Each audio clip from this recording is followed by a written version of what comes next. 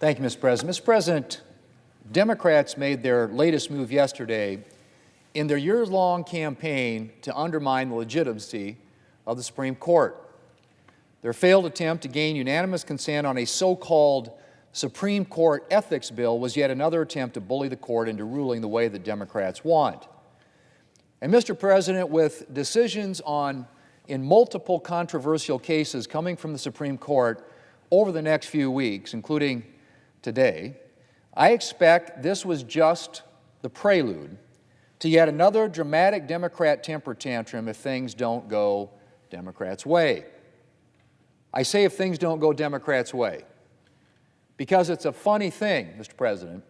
When the Supreme Court decides things Democrats' way, we hear a lot less about the legitimacy of the Supreme Court. Take the court's decision in the Consumer Financial Protection Bureau versus Community Financial Services Association of America Limited, in which most of the court's Republican appointees sided with all of the court's Democrat appointees to deliver a decision that Democrats supported. Congresswoman Maxine Waters, the Democrat ranking member of the House Financial Services Committee, had this to say, and I quote, "With this decision, our nation's justices have decided to put consumers first and reject the baseless attacks led by extreme MAGA Republicans and greedy payday lenders to hamstring the work of the CFPB and put consumers in harm's way," end quote. Or take the court's decision in Moore versus Harper, in which half of the court's Republican appointees sided with the court's Democrat appointees to deliver a decision that was embraced by the Democrat leader here in the United States Senate. Here's what he had to say, and I quote, "Today, those who support democracy, fair elections, and the rule of law can stand a bit taller. Today's ruling reaffirms the long-standing precedent that respects our constitutional system of checks and balances," end quote. That again, Mr. President, from the Senate Democrat leader. Funny how he didn't mention anything in that statement about how the court had been captured by, in his words, the fanatical MAGA right. Well, Mr. President, I could go on, but all of this leads to one inevitable conclusion. And that is that to Democrats, the only legitimate court and the only legitimate court decisions are the ones that line up with Democrats' policy preferences. It has become clear that Democrats are willing to do whatever it takes, up to and including intimidation, delegitimization, and court packing, to ensure that the court rules in line with where Democrats want it.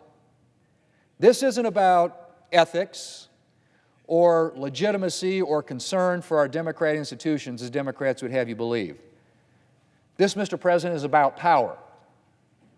Democrats are apparently perfectly willing to undermine a fundamental part of our system of government for their political ends. Because let's be very clear, Mr. President, it's not the Supreme Court that is undermining the legitimacy of this essential institution.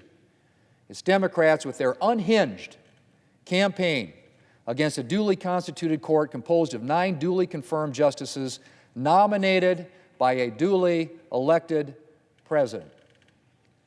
A court, it's worth pointing out, that in its last term ruled unanimously.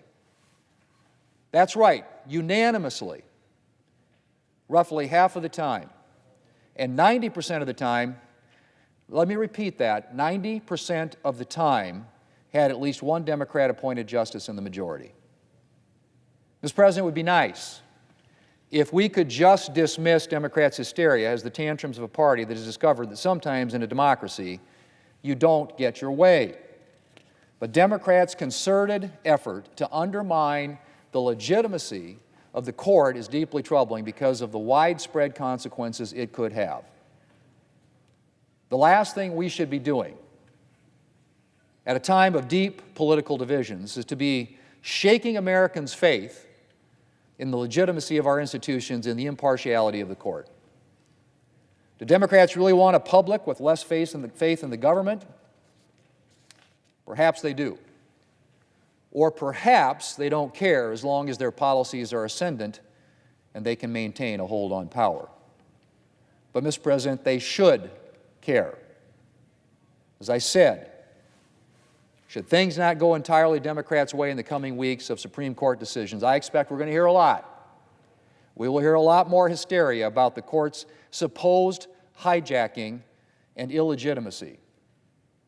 But I hope the justices and the American people will tune it out, because Democrats' baseless and irresponsible attempts to delegitimize the court do not deserve to be given the time of day. Mr. President, I yield the floor.